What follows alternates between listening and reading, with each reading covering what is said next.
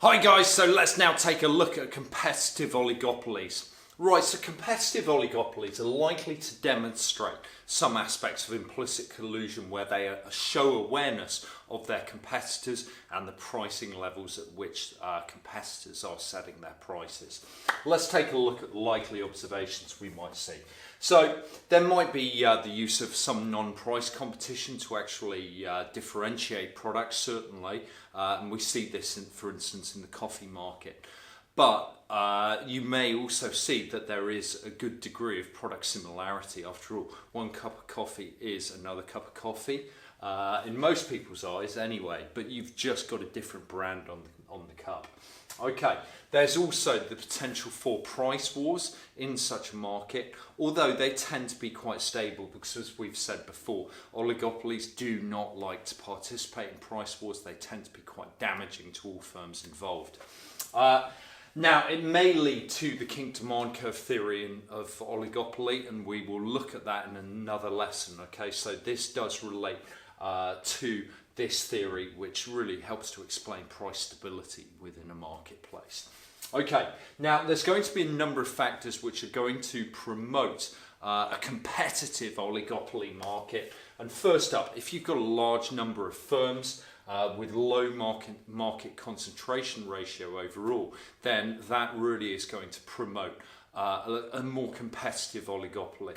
Okay, again, we see this in the coffee market, but we also see this in the market for airline flights. Okay, there is a lot of competition, depending upon the route that you're actually looking at, of course, but there is a lot of competition to a lot of different destinations. So it does give the consumer a lot of choice within that given marketplace. Okay, now there can be, as we've said, some product similarity. I've mentioned their coffee and airline tickets as prime examples here. Well, yes, again, there is that product similarity that we see between those different products or services being consumed there. Now, there's also likely to be some dominant firms within this marketplace. So, for instance, Costa Coffee, Starbucks, when it comes to the airline industry, of course, Ryanair, EasyJet, etc.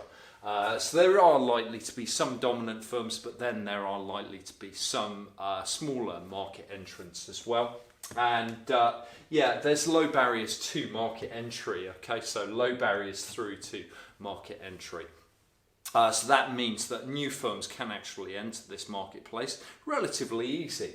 It's surprisingly easy to actually gain a lease on an aircraft and then actually buy a takeoff and landing spot at different airports. Okay, particularly with the regionalisation of airfields across the European continent, really. So it does mean that there is relatively low market entry, and we see a lot of new coffee shops starting up every year, of course, in the UK.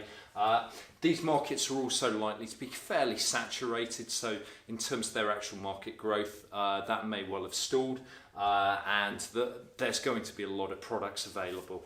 Now, what's really interesting about this market overall is that the outcomes may tend towards perfectly competitive outcomes. Okay, so that may give large consumer as well as producer surpluses through allocative efficiency and price equaling marginal cost.